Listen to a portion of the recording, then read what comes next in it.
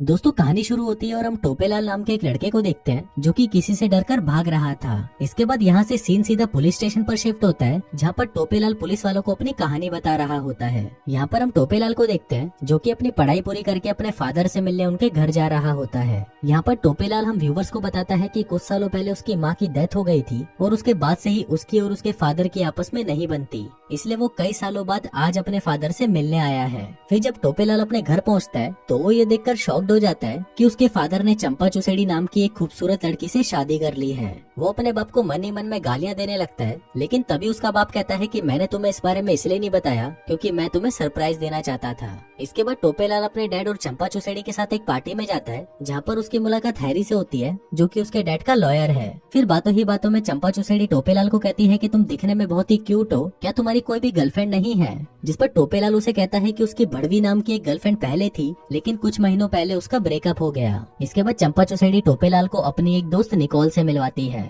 फिर पार्टी के दौरान टोपेलाल के डैड चंपा चुसेड़ी को एक बहुत ही महंगा नेकलेस गिफ्ट करते हैं जिसको देखकर टोपेलाल की गांड जल जाती है। फिर जब सभी लोग वापस घर आ जाते हैं तो वहाँ पर हैरी चंपा चुसेड़ी के साथ फ्लर्ट करने लगता है जिसको देखकर उसके फादर को जलन होने लगती है। फिर हैरी के वहाँ से जाने के बाद फादर चंपा चुसेड़ी से पूछते हैं कि क्या तुम्हारा हैरी के साथ अफेयर चल रहा है? जिस पर चंपा चुसेड़ी कहती है कि नहीं जाने मन, ऐसा कुछ भी नहीं है। फिर अगली सुबह टोपेलाल के फादर उसको अपनी नई कार दिखाते हैं और कहते हैं कि बछड़ी के ये मेरी नई कार है और अगर तूने इसे हाथ भी लगाया तो मैं तेरी गांड फाड़ दूंगा। फिर टोपेलाल और उसके फादर आज साथ में लंच करने का प्लान बनाते हैं, पर तभी उसके फादर को एक जरूरी काम आ जाता है जिसकी वजह से उनको ये प्लान कैंसिल करना पड़ता है। फिर जब टोपेलाल घर पर होता है तभी वहाँ पर चंपा चुसेड़ी आती है और उसे अपने साथ कहीं पर चलने के लिए पूछती है, जिस पर टोपेलाल भी उसे हाँ बोल देता है। जिसके बाद वो दोनों उसके फादर की नई कार लेकर एक बार में आ जाते हैं। वो बार उस टाइम पर बंद था, लेकिन चंपा को पता था कि उस बार की चाबी कहाँ पर पड़ी है, इसलिए वो उस बार को खोल देती है और वो दोनों अंदर आ जाते हैं। फिर वो दोनों वहाँ पर बहुत ज्यादा ड्रिंक कर लेते हैं और नशे में होने की वजह से वो दोनों एक दूसरे के करीब आ जाते हैं और वहीं पर ही मजदूरी करना शुरू कर देते हैं। अब उन दोनों को घर आने में काफी देरी हो जाती है और घर आकर वो देखते हैं कि टोपेलाल के फादर तो पहले ही घर पर आ चुके हैं और उन्हें ये भी पता चल जाता है कि वो दोनों बिना परमिशन के उनकी कार लेकर गए थे। फिर अगले दिन ब्रेकफास्ट के दौरान टोपेलाल चंपा चुसेड़ी के हाथ पर एक निशान देखता है जिसको देखकर वो समझ जाता है कि कल रात को उसके फादर ने चंपा चुसेड़ी को बहुत मारा होगा। फिर इसके बाद जब टोपेलाल और उसके फादर साथ में बास्केटबॉल खेल रहे थे तो खेल के दौरान उसके फादर टोपेलाल के पेट पर एक जोर का मुक्का मारते हैं और उसे कहते हैं कि भोसड़ी के आज के बाद मेरी कार को हाथ भी मत लगाइयो। फिर उसी रात को जब टोपेलाल घर में घूम रहा था तभी वहाँ पर चंपा चुसेड़ी आती है और वो उसे कहती है कि उस रात को हमारे बीच में जो कुछ भी हुआ वो सब नशे की हालत में हुआ और आज के बाद हम ऐसी गलती फिर से कभी नहीं करेंगे।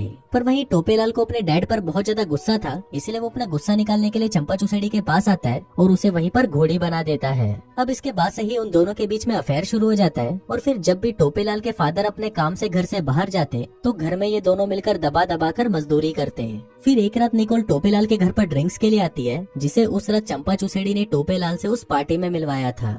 फिर जब वो लोग ड्रिंक कर रहे होते हैं तब टोपेलाल के फादर उससे पूछते हैं कि तुमने फ्यूचर के बारे में क्या सोचा है? जिस पर टोपेलाल कहता है कि मैं एक आर्किटेक्ट बनना चाहता हूँ, लेकिन ये सुनकर उसके फादर उसे मना कर देते हैं और उसे कहते हैं कि तुम्हें इन सब चीजों को छोड़कर अपने फैमिली बिजनेस पर ध्यान देना चाहिए। अब ये सुनकर टोपेलाल को बिल्कुल भी अच्छा नहीं लगता और वो वहाँ से उठकर निकोल के साथ डेट पर चला जाता है। फिर जब टोपेलाल आधी रात को वापस घर पर आता है तो वहाँ पर उसे चंपा चुसेड़ी मिलती है।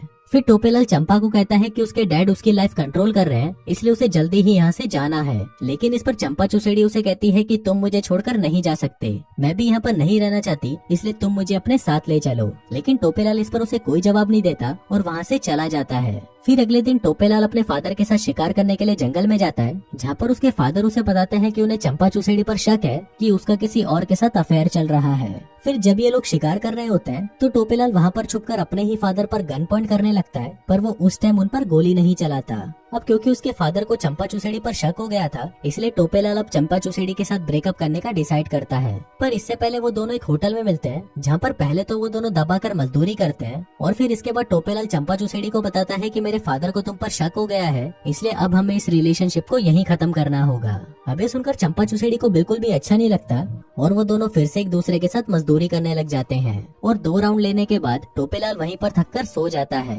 फिर थोड़ी देर बाद जब टोपेलाल की आंख खुलती है तो वो देखता है कि चंपा चुसेड़ी वहाँ से जा चुकी है।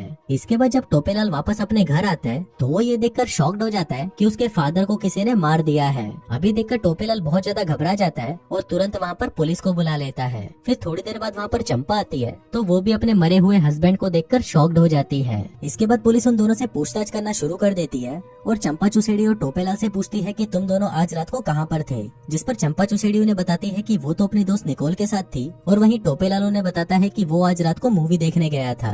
फिर जब वो वापस घर पर आया तो वहाँ पर उसके डैड की लाश पड़ी थी।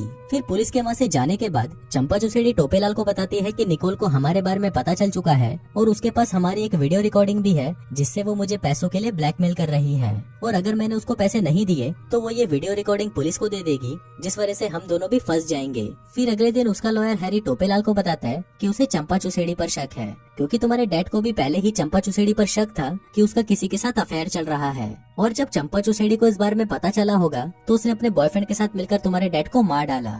फिर इसके बाद रात को चंपा चुसेड़ी टोपेलाल के पास आती है और वो उसे कहती है कि वो निकोल को पैसे देकर टेप लेने जा रही है, जिस पर टोपेलाल उसे कहता है कि मैं भी तुम्हारे साथ चलता हूँ, लेकिन चंपा चुसेड़ी उसे साथ ले जाने से मना कर देती है।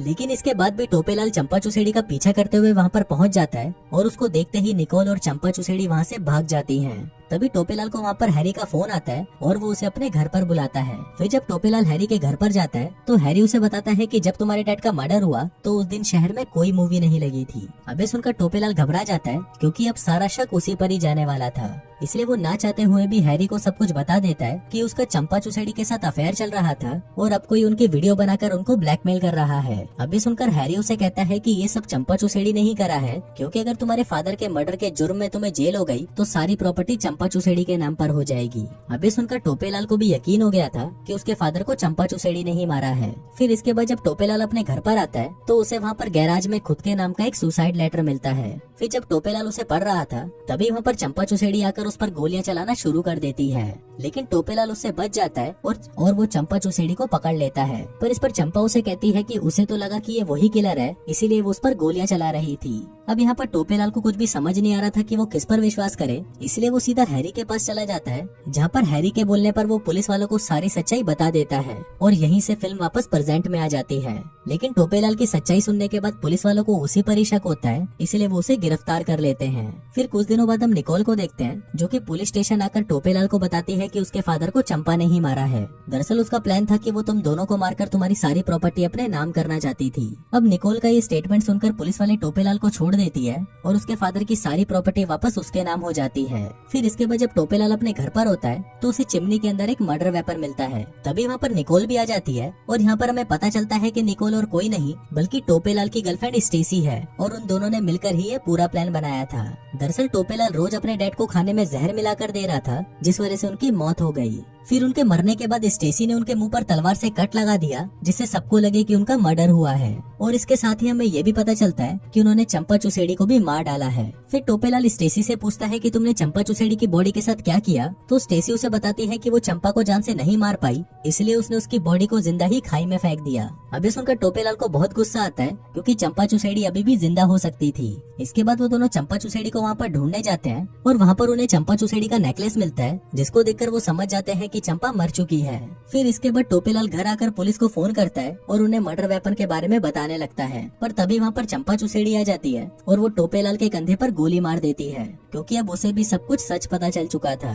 फिर टोपेलाल उससे बचने के लिए जंगल की तरफ भागने लगता है और ये वही सीन था जहाँ से हमारी कहानी की शुरुआत हुई थी। फिर वहाँ पर चंपा चुसेड़ी टोपेलाल को मारने वाली होती है, पर तभी वहाँ पर एक पुलिस वाला आकर चंपा चुसेड़ी को शूट कर देता है, क्योंकि उसे अभी भी यही लग रहा था कि चंपा चुसेड़ी ही किलर है। फिर फिल्म के लास्ट सीन में हम देखते हैं कि अब सारी प्रॉपर्टी टोपेलाल के नाम हो चुकी है, जिसके बाद वो स्टेसी के साथ ये शहर छोड़कर कहीं और चला जाता है और इसी के साथ ही ये कहानी यहीं खत्म हो जाती है।